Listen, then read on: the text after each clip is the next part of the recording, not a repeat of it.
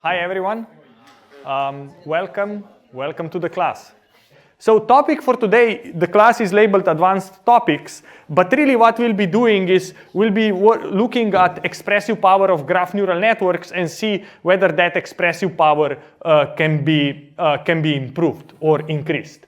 The way we think of, kind of a recap now back to graph neural networks is that basically given the input graph, we were thinking about these computation graphs, and we propagate information through several layers.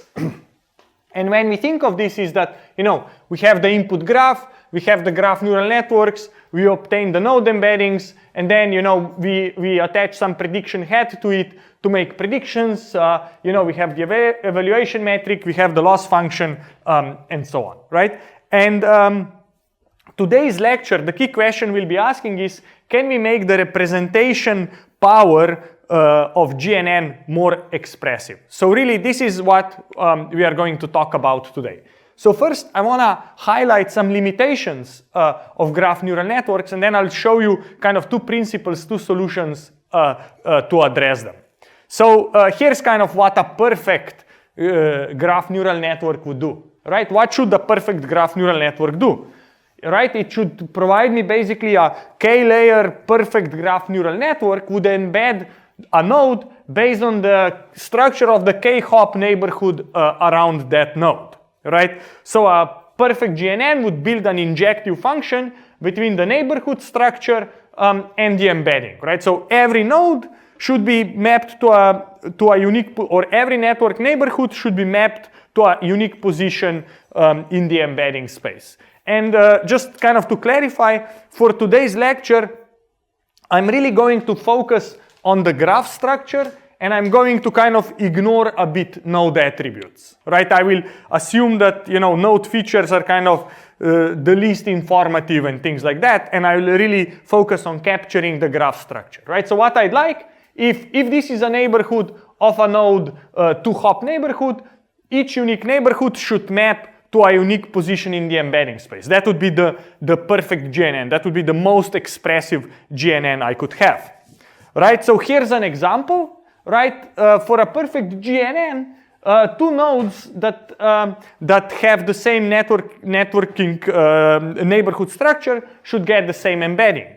So for example, if I have two graphs and I say what should be the embedding of V1 and what should be the embedding of V2, then these two nodes appear exactly in the same graph, so they will have the same embedding, right? Again, let's assume, let's kind of don't worry too much about node features, right? But what I want is these two nodes appear in the same network structures, so I will give them the same embedding, okay? And right, if two nodes have different neighborhood structures, then they should get different embeddings, right? Node V1 appears in a different network than V3, so the embeddings should differ, right? We kind of all agree, right? If we focus only on the network structure. I want the embeddings here to be different because I want to distinguish the difference, and here the embeddings should be the same because the network structure is the same. So all sounds good. However, this may not always be the case, especially this is the second one is what we care about, right? Even though if two nodes have the same neighborhood structure, sometimes maybe we want to assign different embeddings to them, and I'll give you an example of that. And because nodes that appear in different, for example, the reason for this is for nodes that appear in different positions of the graph, and I'll explain what I mean by that. And we are going to call this position-aware tasks, and I'll talk about a class of graph neural networks called position-aware graph neural networks. What's an example of a position-aware task? Imagine you live in Manhattan. Manhattan looks like this to you. A graph neural network won't know whether you are in this corner or in that corner because the network neighborhood around both of these looks the same. Right? Still, you'd like to know that you are at the bottom left of, southwest of Manhattan or in the northeast of Manhattan, right? And by Manhattan, I mean, it's a grid, again, and assume no node features, right? So that's what I mean by position aware, right? And a graph neural network will give you the same embedding for these two nodes, even though they are on the opposite sides of the network. And then also the second observation is about different network structures, which we would like to map into different embeddings, right? In lecture 9, right, when we talked about how powerful are graph neural networks, we discussed that the expressive power of GNNs is upper bounded by the expressive power of the Weisfeiler-Lehmann graph isomorphism test. And one simple example where this breaks is, for example, GNN cannot count the cycle length, right? If you are a node on a cycle of length 3, or you are a node on a cycle of length 4, your computation graphs will be the same, right? You are a node, you have two neighbors, each of the neighbors has two neighbors, and you can go make this as deep as possible, but the computation graphs between V1 and V2 will be the same, so the GNN won't be able to distinguish these two network structures. Again, I'm not assuming any node features or attributes that would help me with this. So the plan for today's lecture is to look into these two kind of observations or issues. One is the observation number 1, where we want nodes, even though they have the same network structure around them, we want them to be embedded in different points. This is called position-aware graph neural networks. And then the second one, which says that the graph neural network cannot count the size of the cycle, I'll talk about a very simple idea called identity-aware graph neural networks that actually allows you to increase the expressive power of the GNN. So that's the plan for the lecture, and if we have time, I'll briefly mention a bonus topic at the end. Okay, that's the plan. So here is our approach and how we are kind of going to think for the rest of the lecture. Right? The idea is that given two different inputs, we think of them as being labeled differently. And we'll say that, kind of a failed model will always assign the same embedding to these different inputs. And a successful model will assign different embeddings to these different inputs, right?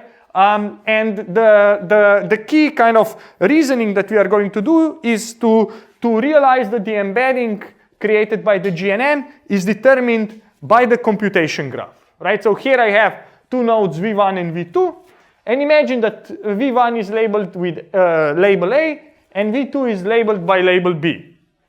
The goal now is that I want to do, let's say, node classification, and in order for me to classify this one in one class and classify the other one in the other class, this means that the embeddings of these two nodes have to be different, right? So, but will this actually happen? And as I was showing you earlier, this may actually not happen, right? If I'll show you, I ignore these zeros and ones for now, but imagine I have two different cycles, and all the nodes have no features, or all the features are the same, so their computation graphs will be exactly the same. So the embedding of V2 is going to be the same as the embedding of V1. So you won't be able to distinguish between them, so you won't be able to classify one into class A and the other one in class B. You'll either classify both. Basically, they will be assigned the same class. So what would be a naive solution to this? One naive solution, kind of, I would say, the warning is don't actually try this because it's naive, but, to give you a flavor, would be that we can assign each node a different ID. Then we can always differentiate between different nodes. So I could say, this is my node 1, this is my node 2, and this is my node, let's say 4, right? I'm just using this one hot indicator to label, to account for the nodes, right? And now everything becomes distinguishable because this one has neighbors with the one at the last spot and the one with the second spot, and this one has neighbors at the second spot and the second spot. So we are able to distinguish this. Okay, so this would be one possible way to say, okay, now I can actually distinguish these two nodes. And as I'm looking at this, here's actually a bug, right? It should be no, it's not a bug. It's all good. Okay, I'm just maybe, yeah, didn't see well. Okay, great. So that's one way how you could try to distinguish these things. The issue is that now you need a one hot encoding for every node, so the dimensionality of every node will be proportional to the size of the graph, which is unfeasible, and it's not inductive, right? I cannot generalize this to new graphs. I don't know how to label or how to assign these IDs to new graphs. So this is why this is a bad idea. But let me tell you now how one possible solution to this that's called position-aware graph neural networks, okay? That are going to solve for this. And here is how we think of this, right? Imagine that kind of generally speaking, there are two types of tasks, like again, just, you know, approximately, two extreme types of tasks in, let's say, node classification in the graph. One is what you could call, or what we call structure-aware tasks, and this would be a structure-aware labeling of the node, right? Like, no, these two nodes have the same network structure around them, so they get the same class. These two nodes have the same network structure around them, so they get the same class. So this would be like structure-aware labeling, just as an example, right? And here is a position-aware task, right? Nodes here on the left are labeled with A, and nodes on the right are labeled with B, right? And the point is the following, right? For structure-aware tasks, the computation graph of nodes labeled with A is going to be different than the computation graph of nodes labeled with B, right? Because here he has 3 neighbors, this node has 2 neighbors. So that's already a difference. So the GNN will be able to distinguish between these two, and the GNNs will work beautifully, and you'll be able to learn this classification. Okay? All good, right? How about the position-aware labeling of the graph, right? Here's this, what I would call position-aware labeling of the graph. So let's take, this node labeled with A, and let's take that other node labeled with B. Let's look at their computation graphs. Actually, computation graphs are identical, and you can go as deep in these computation graphs as you want. They will still be identical, right? Because the two nodes, their positions are isomorphic to each other, right? So the V1 and V2 will always have the same computational graph due to the structure symmetry. So the question becomes, what could I do so that my GNN would be more expressive and would be able to capture this difference between nodes A and B and learn that one set of nodes should be labeled one way and the other set of nodes should be labeled the other way. Okay? So that's the question we are trying to address to make GNNs work with this kind of graph labeling task. Okay, so the key concept that I'm going to introduce, right, is the notion of an anchor. Okay, so we are going to have this notion of an anchor, and then we are going to generalize it to the notion of the anchor set. Okay? The idea of the anchor is that anchor gives you like a reference point, right? The problem with graphs is that there is no reference point, so you don't know in what part of the graph you are. So anchors will provide us reference points, right? So the idea is that I'm going to, in this case, let's say, randomly pick a node, let's call it S1, and I'll define that that's an anchor node. So now I will be able to represent positions, V1, V2, as some kind of how their positions relate with respect to the location of the anchor, right? So in some sense, what we are going to do is we are going to develop some kind of positional encoding in the graph so that nodes understand where in the graph they reside. That's another way to say what we are doing, right? So anchor serves as a reference point and can be used to basically locate or define the position of the node in the graph. So if this is my anchor, then for example, and let's say I quantify the distance using the shortest path, then V1 is 1 step away from the anchor, V2 is 2 steps away from the anchor, right? So now if I would use this as positional encoding as a property of the node, then the neural network would be able to distinguish these two nodes because they are at different distances from the anchor, okay? And to make the entire thing more robust is we can pick even more anchors. We can have one anchor, here's the second one, and the observation is that more anchors can better characterize nodes' position in different regions of the graph. So we want to have many anchors, and now we have kind of multi-dimensional positional encoding of the node in the graph. What turns out to be also very, very useful, and I'll show you some theory behind it, is that we can generalize this notion of an anchor to a notion of an anchor set, where an anchor set is a set of nodes, and now a distance of the node to the anchor set is the minimum distance of the node to any member of the anchor set.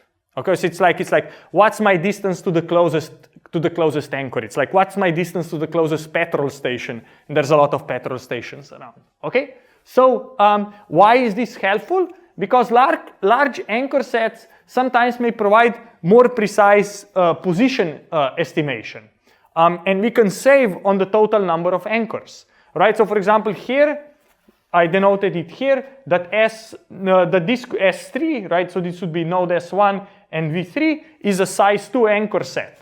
And now the encoding would be, for example, V3 is part of the anchor set, so it has distance 0 to it, while V1 has distance 1 to the anchor set, right? And the point is that if I would only have anchors S1 and S2, they cannot differentiate, in my case, nodes V1 and V2.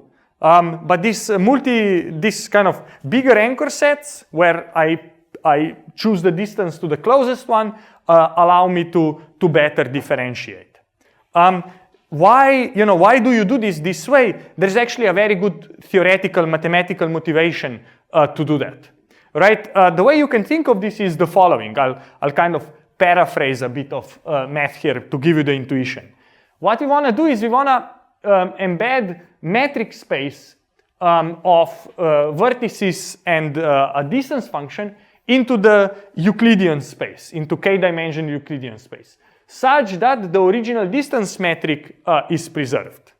Right? So it means for every node pair UV, the Euclidean embedding distance between their embeddings we want it to be close to their original distance in the network.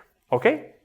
And then there is a beautiful theorem that kind of keeps popping up over and over again. It's called Bourgain's theorem. And here is what Bourgain says, kind of informally. Right? Imagine that I am considering the following embedding function. So the embedding of a node is simply the minimum distance of the node to the first anchor set, to the second anchor set, and I sample log n, and I sample anchor sets where the size of where the first index is the number of anchor sets of a given size, and the second index is the size of the anchor set, right? Here C is a constant. Sij is chosen to include each node independently with probability 1 over 2 to the I. So it basically means that as I'm sampling smaller anchor sets, basically as I go more to the right, my I is going to increase, so the anchor sets are going to get exponentially smaller, but there is going to be exponentially more of them. Okay? And here in my case, the distance between the node and the given anchor set is the minimum distance between the node V and any member of the anchor set. And what's the point of all this? The point is, if you construct your anchor sets the following way, then the embedding distance produced by this embedding F is probably close to the original distance metric. That's kind of the key. This is why we care about this. What is happening here is basically that we are generating multiple anchor sets of bigger and bigger sizes, but having fewer and fewer of them. Right? So we are going to have a lot of anchor sets of size 1, fewer anchor sets of size 2, even fewer anchor sets of size 3, and so on. But we are going kind of to have this many of them with increasing sizes, but with decreasing numbers of them. So that and if that is happening, then the following fact is true. Yes. So like, how is this embedding different from node-to-vec? So in node-to-vec, would be also like generally some embeddings for the nodes. Aha, good question. So the question is, how is this embedding different from node-to-vec? You know, node-to-vec, the intuition there was to predict these neighborhoods. And what I showed you in terms of theoretical properties, node-to-vec kind of boils down to a particular matrix factorization approach of a particularly transformed your graph adjacency matrix, right? I think I showed you some ugly fat equation, right? Here, this is different. This was actually, the Bourgain theorem was actually, was developed for vector spaces, right? And here I'm rephrasing it in terms of the graph. But the idea is that basically if you have a high dimensional space, then you can basically define a set of anchors in this high dimensional space, determine your position according to those anchors, and the distances are going to be preserved. So this is much more kind of geometric intuition. Okay? Yes? In practice, does it matter what we pick for a distance metric? Good question. So the question is, what do we pick for D? What people like to pick in graphs is the shortest path distance. You could also do some kind of more random walk distance or something like that that you would try. I mean, this will depend on the application, but I think the point being, yeah, good question. I think the point is that this distance has to be that distance, right? So these two distances have to be kind of compatible. Okay? Yes? So if I want to embed multiple different graphs into a vector space, does it matter each of the graph have the same consistent anchor selections, or I can have a different type of anchor select for each of the different graphs? Great question. So what you were asking me about, if I have multiple graphs, multiple anchor sets, what do I do? Let me address that later, because what you are really asking me is, you know, this kind of inductive versus transductive. Because as soon as you define an anchor set, you have forced yourself to pick a set of nodes, and that's problematic. I'm going to address that. Okay? The motivation for development of the position-aware GNN is basically follows this Bourgain's theorem, right? Where basically the idea is that we are going to sample some logarithmic number squared of anchor sets, and then embed each node based on the distances to these anchor sets. And what then becomes harder, and this is exactly the question you were asking me, is, you know, how do you maintain inductive capability? How can you generalize from one graph to another graph, because nodes are different, anchor sets will be different. And the way this is solved in the paper is that during training, new anchor sets are resampled every time. So you kind of make these anchor sets move around, and the position-aware GNN is learned to operate over new anchor sets. And at the test time, when given a new graph, you can simply kind of sample anchor sets at random.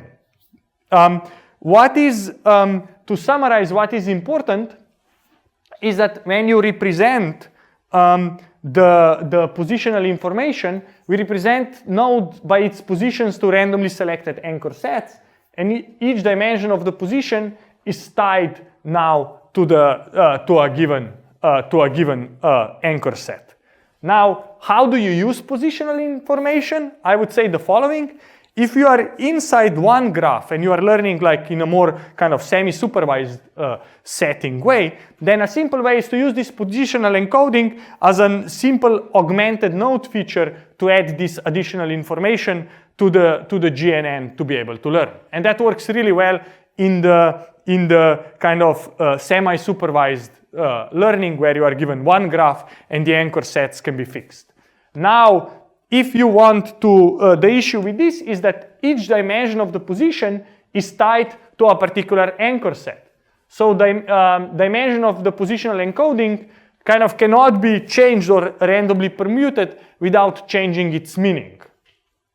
So the position-aware graph neural networks paper actually develops a special neural network that can maintain this permutational invariant property of positional encodings.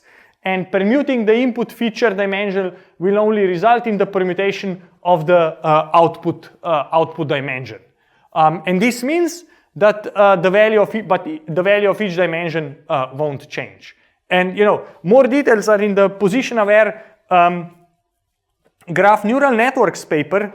But the idea is the following, right? If I look at my distance towards all size 1 anchor sets, then if I have sampled enough size 1 anchor sets, then of course I sampled them in different order, but kind of my distribution of distances to them will kind of be unchanged if I'm in a given part of the graph, right? Kind of in the limit, right? So that's that. When I say this permutation invariant, I want my positional encoding to depend on the anchor set size, but not the exact locations or positions or the order in which I sampled the anchor sets. That's further details in this paper. Yes. Can you go back 2 slides?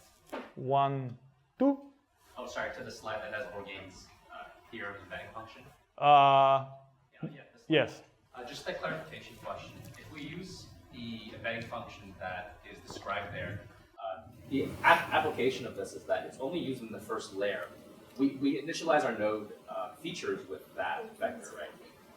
Yes. So again, let's make a difference between what the Bourgain is saying and then what we are doing. What Bourgain is saying, if you are embedding your nodes the following way, and if you are embedding them in a space that has the logarithmic size with the number of nodes, which is great, right? Exponentially smaller dimension than the number of nodes, then your distances will be preserved. We don't care, like in some sense in the position-aware GNN, we don't care about preserving distances. We care about correct classification, right? So we have a bit different goal. And this is not the embedding function we are using. We learn a graph neural network to learn the embedding because we want to do downstream prediction. But our choice of anchor sets and why we like them is motivated by the Bourgain theorem, right? So it's not that Bourgain is a motivation. It's an abstract motivation, not a. We don't follow it strictly. So that's a good point. Sorry if that was confusing. Yes. If you go back to where we are forward in the slides, where you say that this is sort of like forward again, still more forward. Yeah. Okay. So is this saying essentially that the distances to the anchor nodes for each individual vertex is sort of like follows the same distribution each time you relabel the anchor nodes, so that like that distribution is sort of invariant? That's basically the idea, exactly, right? If I sample, I don't know, if I'm in a graph and I sample 100 different nodes and I look my distribution of distances to those, that distribution will be quite stable regardless of which specific 100 again is I pull that number out of the hat. Of course, it will depend, but kind of that's the idea that kind of stabilizes. Based on the structure of the graph, right? Yeah. I haven't been able to get my head around why you might want sets of differing sizes. Why don't you just always want an anchor set of size 1? That's a good question. So the question is, why is it better to have anchor sets of bigger sizes? Why not always sets of size 1? The point is the following, right? Is like the anchor set of a bigger size will require you one dimension in your positional encoding, but in some sense it will provide much more information because the variance of that will be smaller, right? Because you can think of that defines some kind of boundary and you just say how far away from the border am I? right? So it's a different type of an object that you are measuring your distance to, right? So good, yes. In some applications, would it be better to manually engineer the consent instead of sampling the randomly? Good question. So the question is, would in some applications be good to maybe not sample anchor sets randomly and engineer them? I would say yes, if you have a good reason why. Again, the reason we do it randomly is because then you are I don't have to say anything about what the data you do it, right? And again, you could, I don't know, for molecules, it might be interesting to be more strategic. What are you going to choose?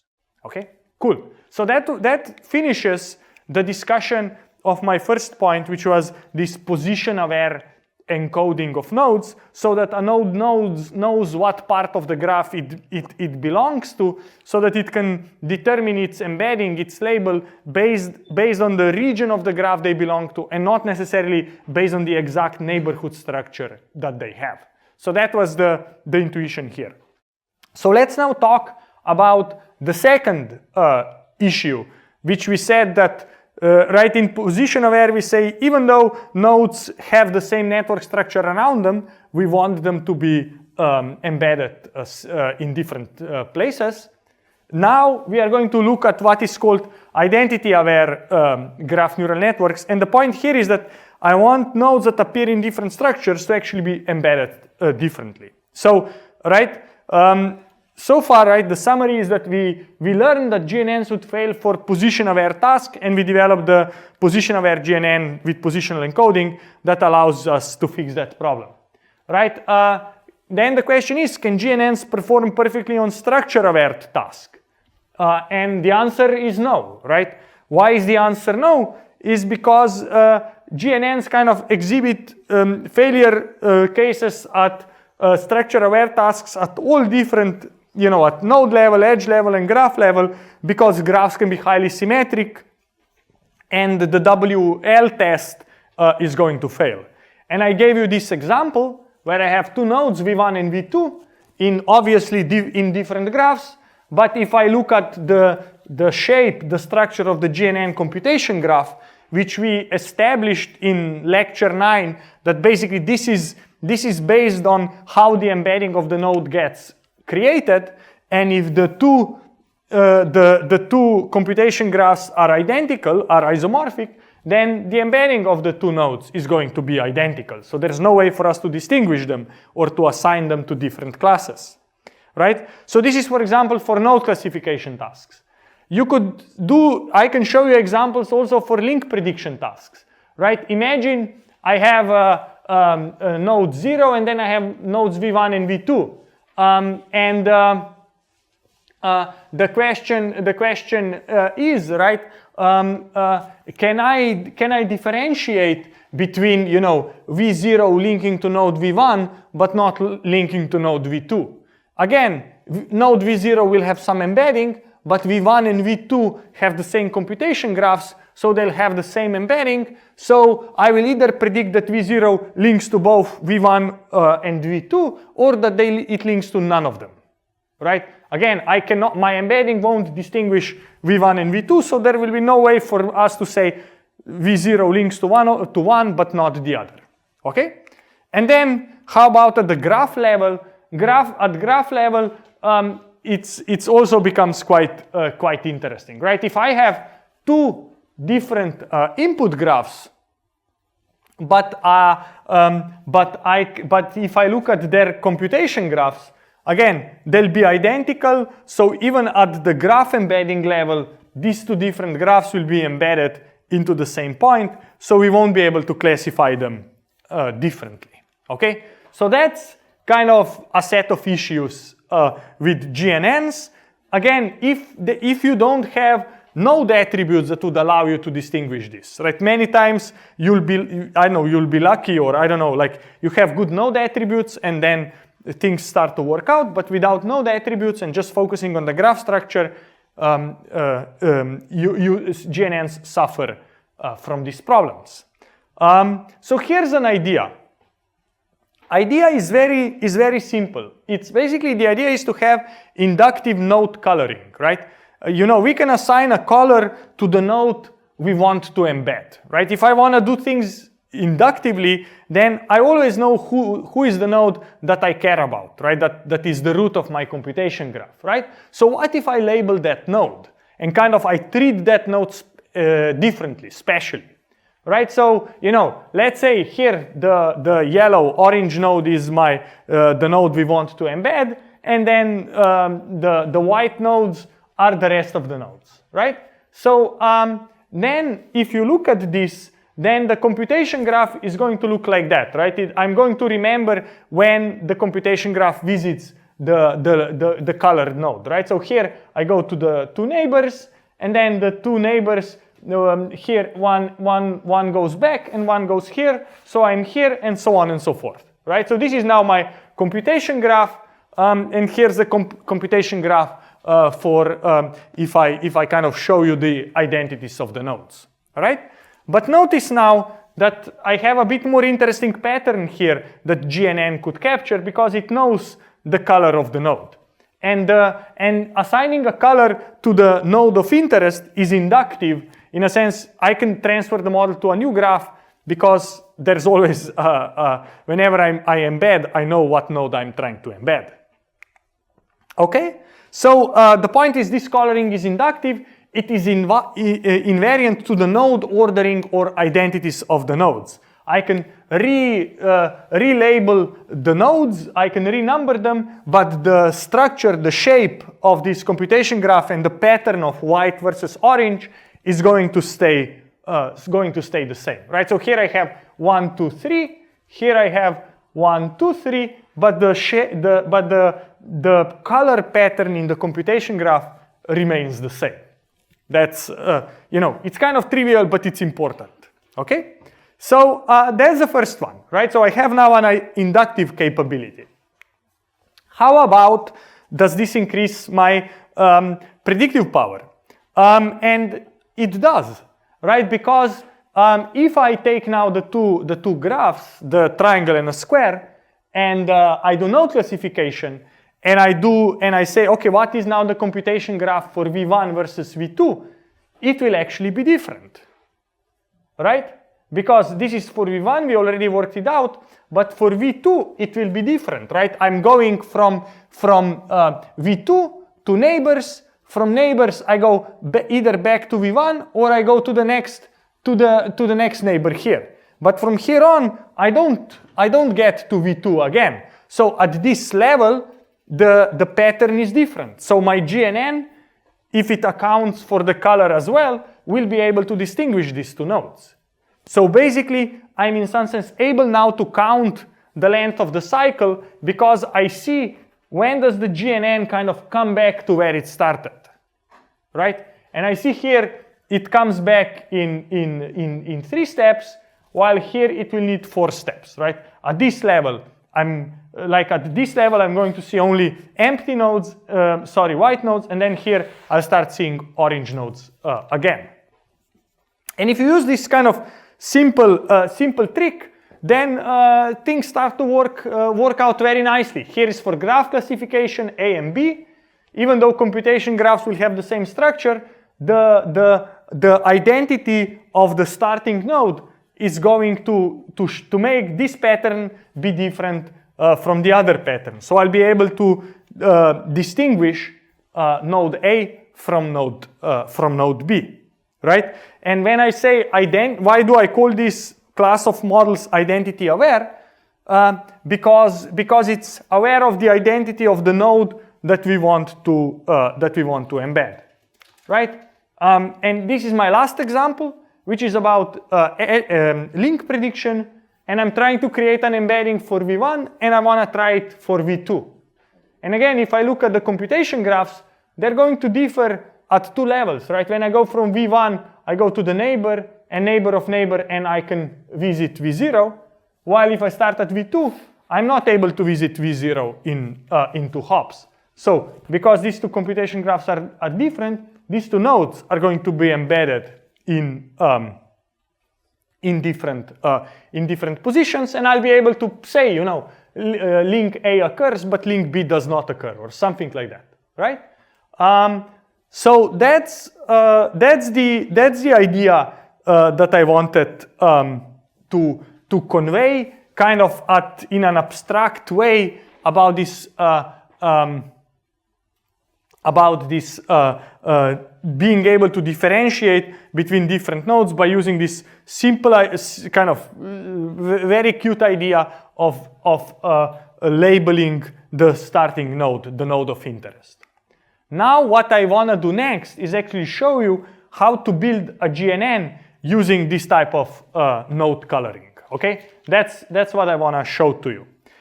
So I want to now show you how to build a graph neural network, actually its architecture, and how to take account into these node colors when we are doing propagation.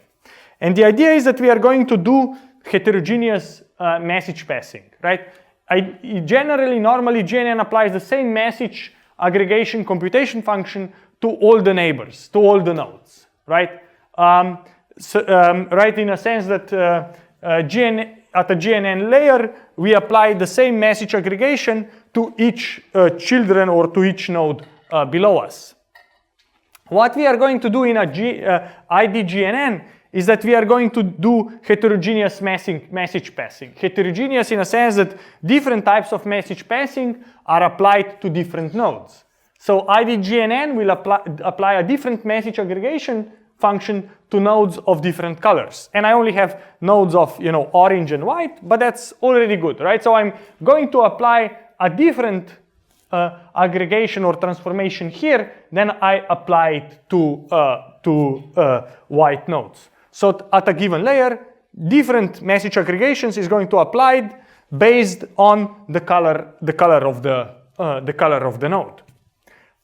So to be a bit more formal and precise, like H is our node embedding, and let's say that I first extract the k-hop computation graph. Here I'll label it with G raised to the power k.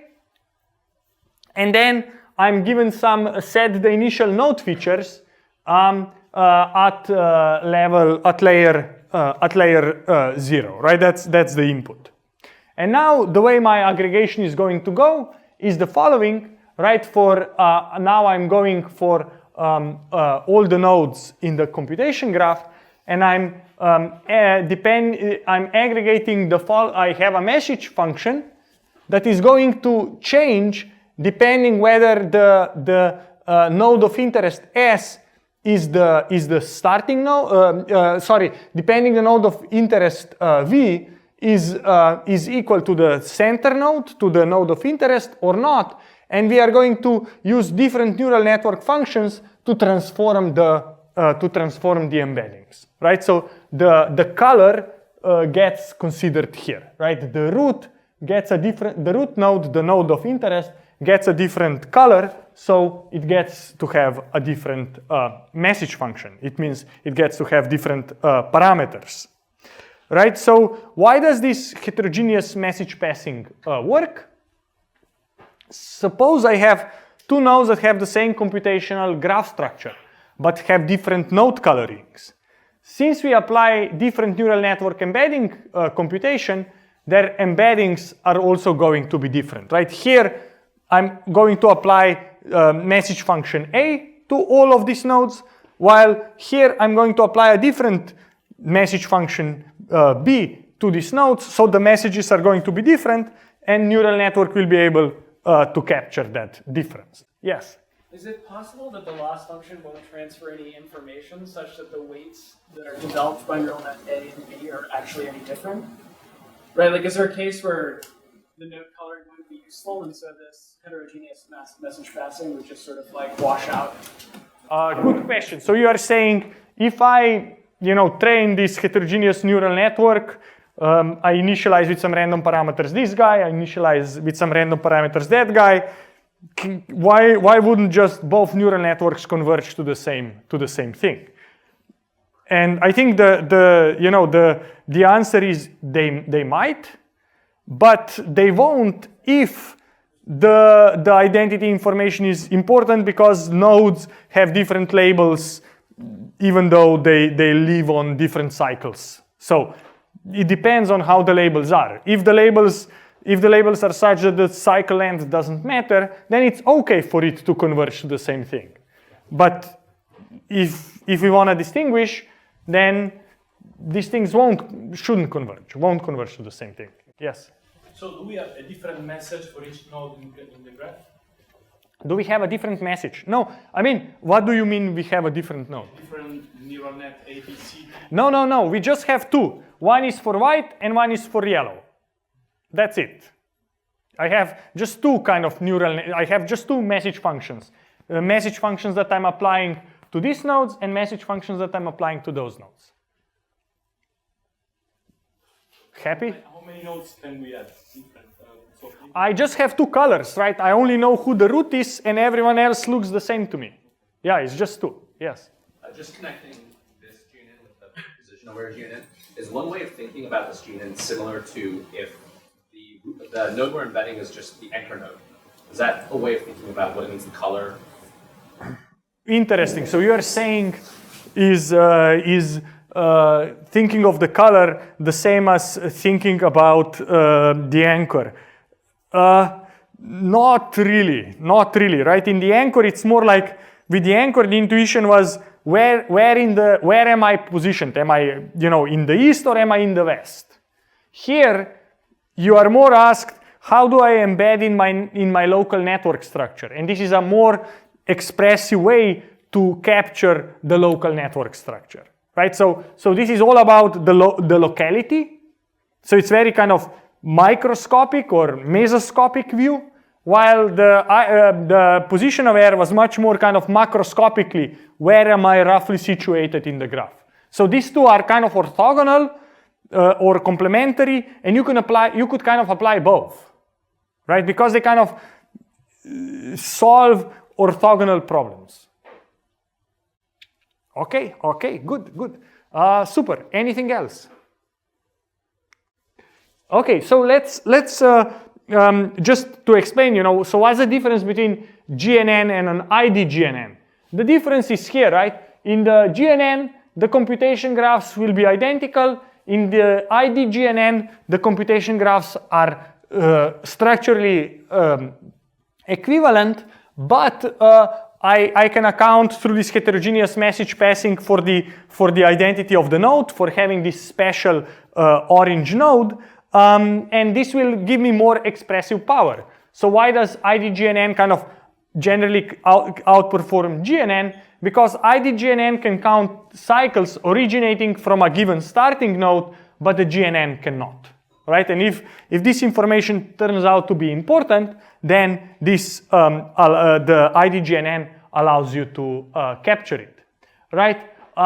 Right. So what you could also do, rather than having this heterogeneous message passing, you can actually, on this intuition of cycle lengths, you could actually create like a feature vector for nodes to actually count cycles, right? So we would have a fast version of this idea where you include identity information as an augmented node feature, and no need to do a heterogeneous message passing. And you could use cycle counts at each layer as an augmented node feature, and then use this with any GNN. Okay, so this would be, V1 appears in a cycle of length 0. This is length 1. This would be 2, 3, and so on, right? So that would be another way to kind of bring in similar intuition, but then not change the architecture. So let me summarize this part. So IDGNN is a general extension of the GNN framework, where we can apply the IDGNN to any message passing GNN, right? You could use a GCN convolutional layer, a GraphSage convolutional layer, a GENN convolutional layer, however you would like, right? And GNN, IDGNN will allow you to basically build more expressive graph neural network for both node, edge, and graph level tasks. the reason why IDGNN is more expressive is because it takes care of this identity node and allows you to basically have this special node and account for it in the message passing. So basically, now you have a graph neural network that is more expressive than the WL, so the Weisfeiler-Lehmann graph isomorphism test. And it's easy to implement, and actually PyG I know implements it, DGL I think also implements it, and so on. Yes, question? What is the 1WL versus like a 3WL? The 1WL versus multiple WL is how dimensional colors are you using and how many hash functions are you using. Okay. So the bigger this number, the more expressive the test is. Okay, cool. So maybe what I want, or is there any more questions? No, yes. Can we just think like this graph as a heterogeneous graph where like myself is like type 1 and then like all other nodes is type 2 and then we can run something like RGCN on that? So you are saying, can I think of your graph as a heterogeneous graph that with two types of nodes, type 1 and type 2, and then run an RGCN on top of it? Yes, you can. Exactly, that's the sole point of all this. You could also use an RGCN that will be even a bit slower, but will achieve the same goal. Yeah. Okay, cool. So good point. Great. Let me maybe finish the lecture today with kind of a bit more of a discussion and an introduction about how would you think of robustness of graph neural networks. The motivation is, right, how robust are graph neural networks, and especially how robust are they against adversarial attacks? And this line of research was actually motivated, especially by the research in computer vision, where basically you can take, you can ask a convolutional neural network, what is this? And it will say pandas. Now you add this type of noise to it, so you get this image, and here it will say it's a gibbon. Okay, and to me, this looks like that. Okay, so the point is that an adversary can come in, add just little kind of carefully decided noise or changes to the pixel values that are going completely throw off your classifier, and what looks like panda gets confused for a banana or some crazy thing.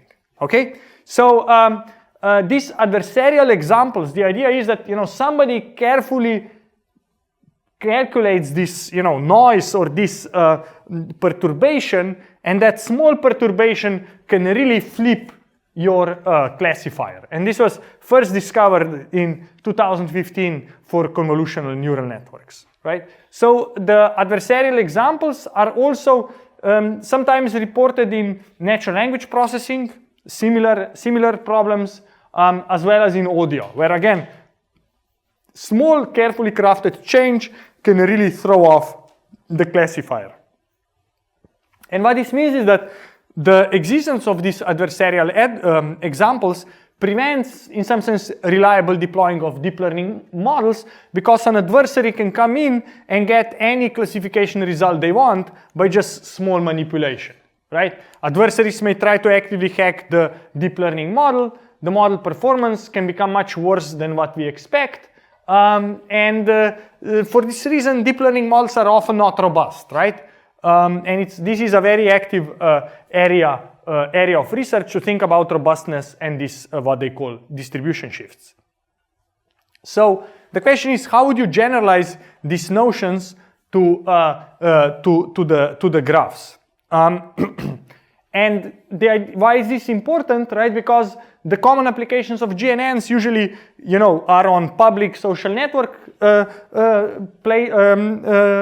venues, or it's about, banking and transactions and so on. So there's a lot of monetary interests from search engines, social networks, recommender systems. And, adversaries have the incentive to manipulate the underlying model and try to hack the predictions of it, right? If you are in a search engine, you want to be ranked as high as possible.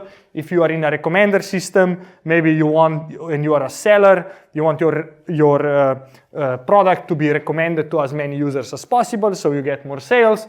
There's a lot of gaming happening all the time. So what I want to introduce to you is kind of a framework how to think about this for graph neural networks. So we want to study the robustness of GNNs. We are going to consider the following setting. The task will be semi-supervised node classification. So the graph is partially labeled and we want to complete the labeling of the graph. And the model is we are going to use the simplest GCN to do this, okay? So the roadmap for the next 20 minutes is that we want to first describe several real-world attack possibilities. Then I will quickly show the GCN model that we are going to attack. So we know our opponent, that's important. And then I'll formalize the attack problem as an optimization problem, and then I'll show you some empirical results. Okay, so that's the idea. So if you are attacking a graph, what can you attack?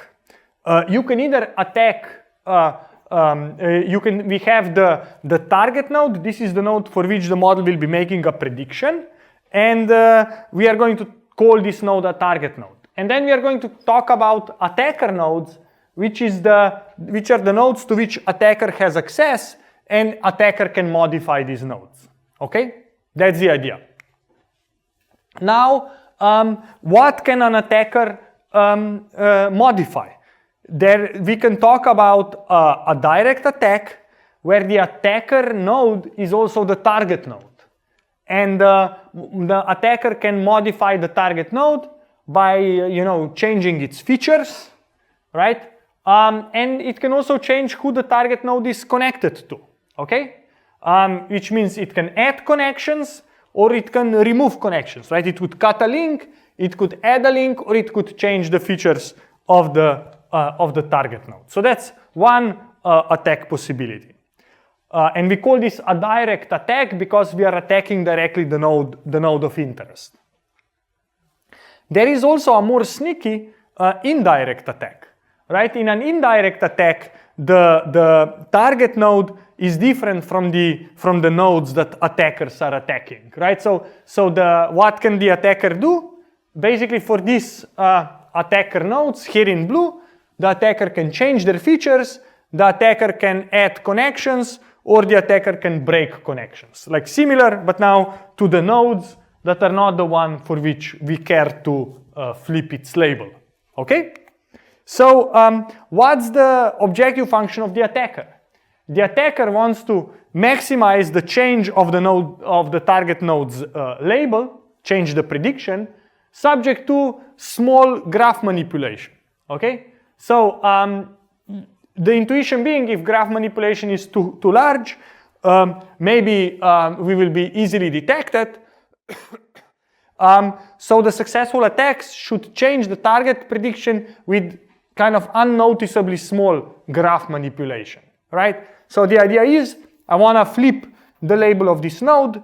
Maybe I do, maybe I add an edge, maybe I flip some attribute, and all of a sudden I get a completely different prediction, right? So after the attack, maybe I want the probability of class 3 to increase, but probability of class 2 to decrease, or something like that. That could be my goal. So the way you can formalize this is the following.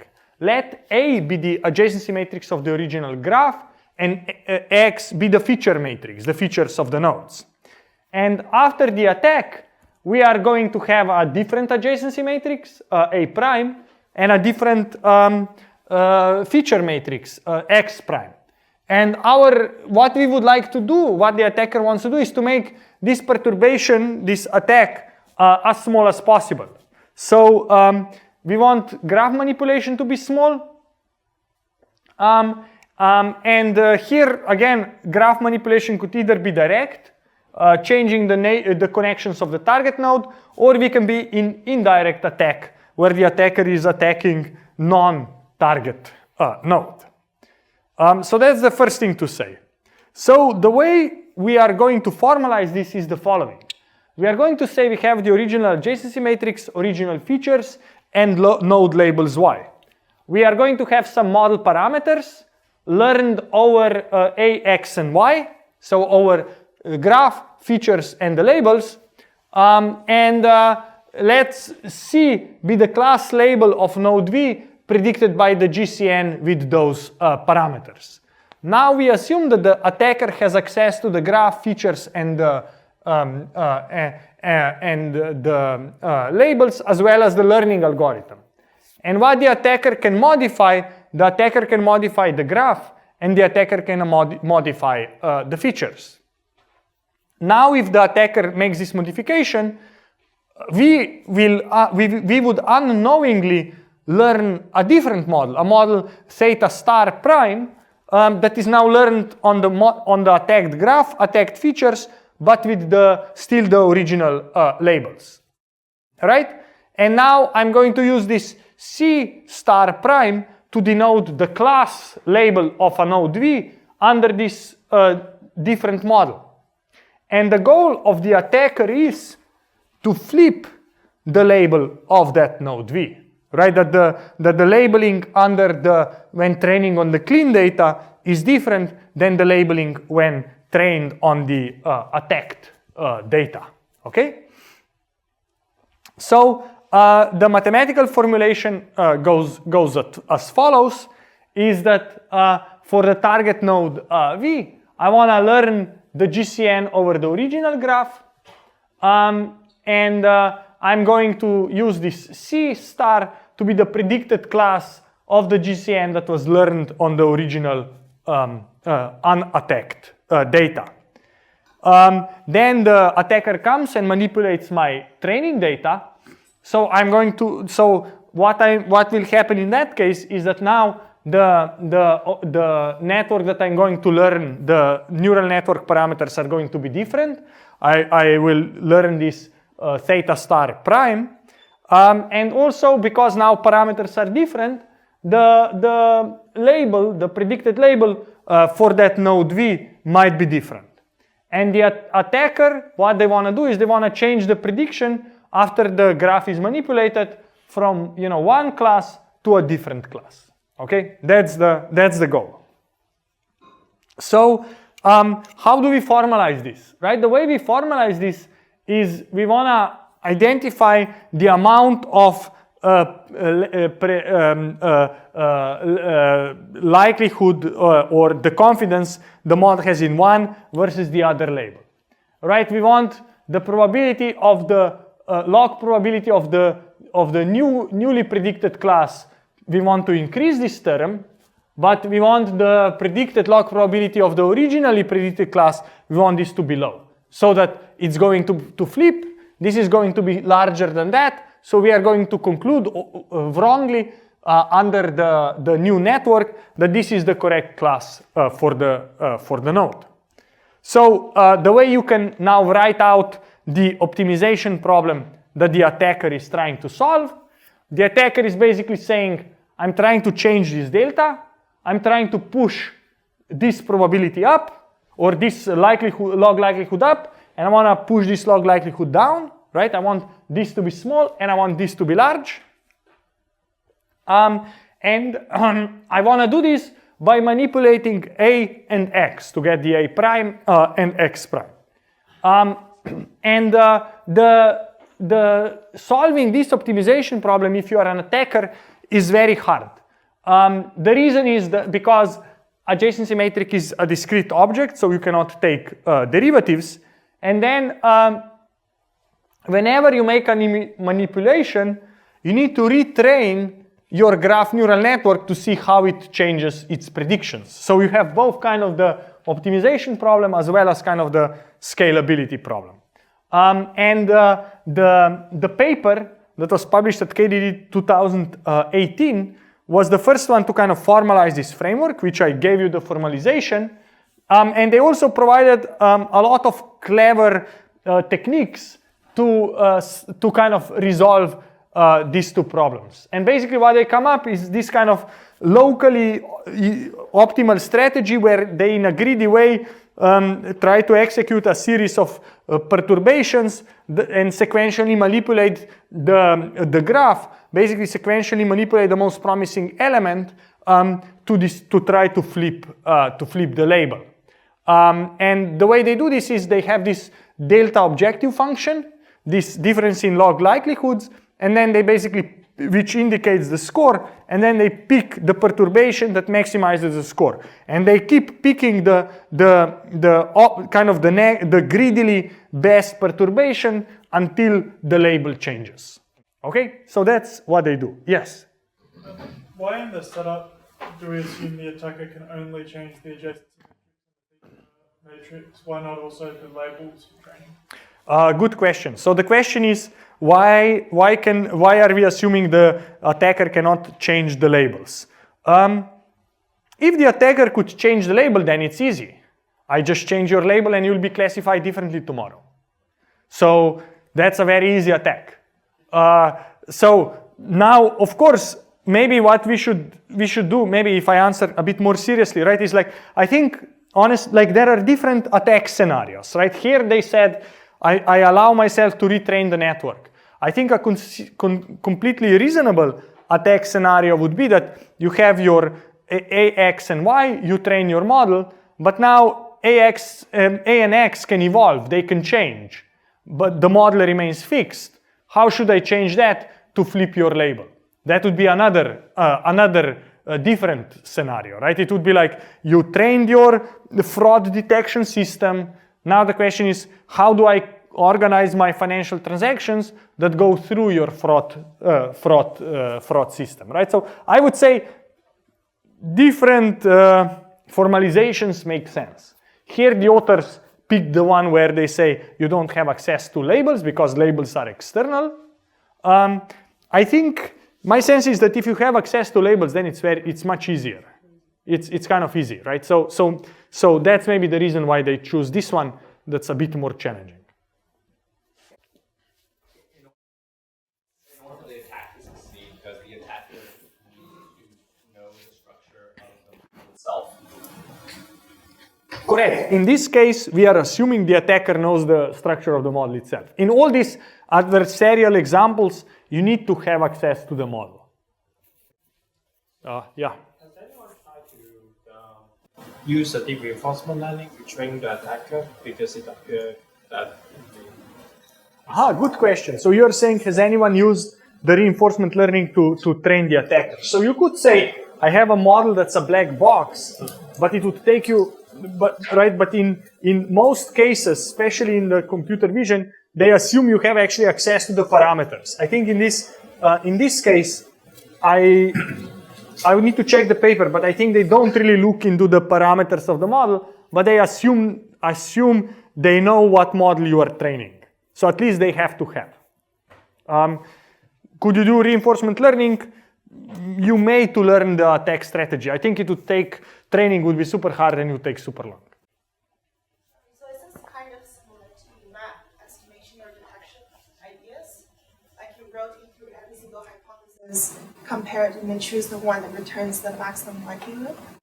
Sure, this is just a greedy algorithm. It's just you, like, rather than trying to find the optimal, which you can't, you execute the search step by step, and at every step you just do the best thing that is best in that given moment, even though it might not be globally optimal. Okay, good. So I want to show you some results, just kind of as a discussion because I thought was interesting. So this setting is semi-supervised node classification with a graph convolutional neural network. Graph is a small citation network, 2,800 nodes, 8,000 edges. The attack type is modify edges, add or delete them.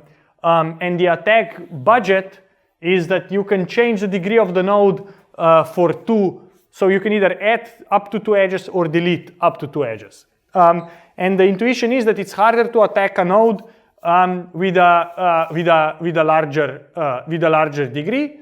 And the model is trained and attacked 5 times using different random seeds. So you kind of see also success rate. So here is, these are now predicted probabilities of the target node over 5 different learnings, right? So this is now, this is a 7-way classification data set. This is the predicted probability for that given target node to belong to a given class. You see we are correctly predicting this node to be in class 6, which is good. The reason why each bar here is a different experiment.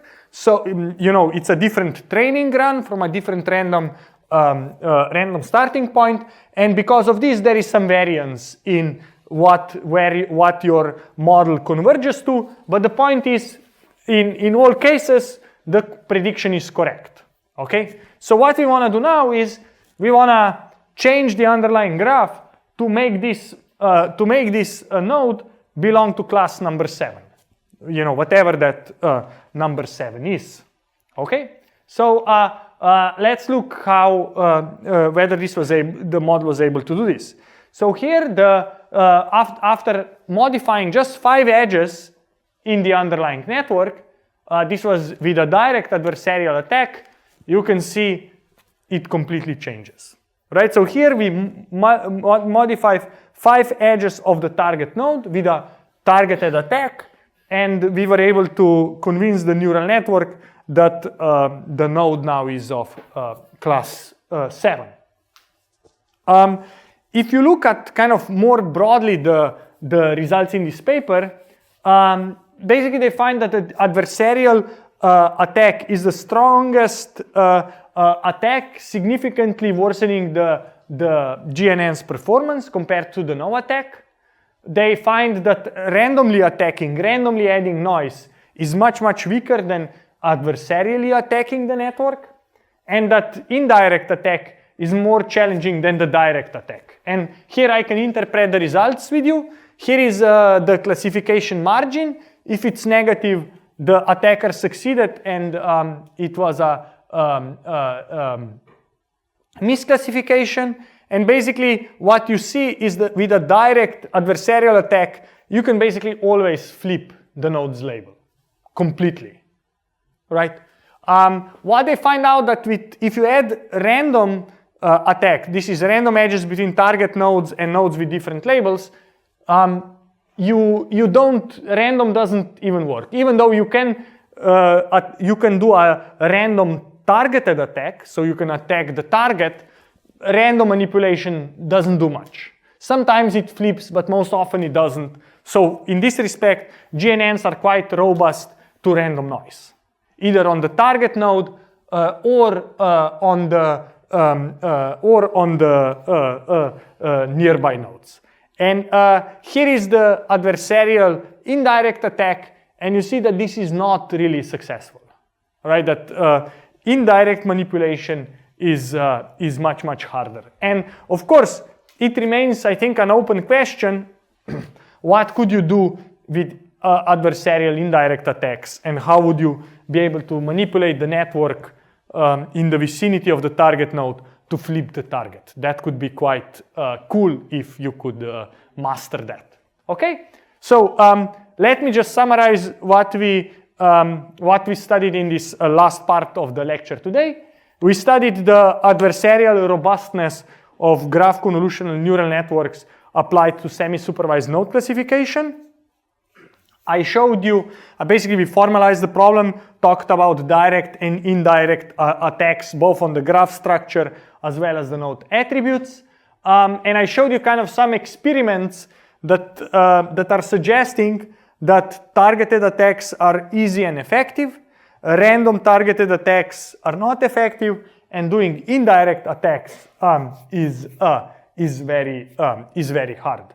So in some sense, if somebody wants to manipulate the target, they can easily do that. Other types of manipulation seems to be much harder to pull off, which is very encouraging. And also, I think what is encouraging is that this random noise, GNNs seem to be quite robust to it. So with this, I'm done for today.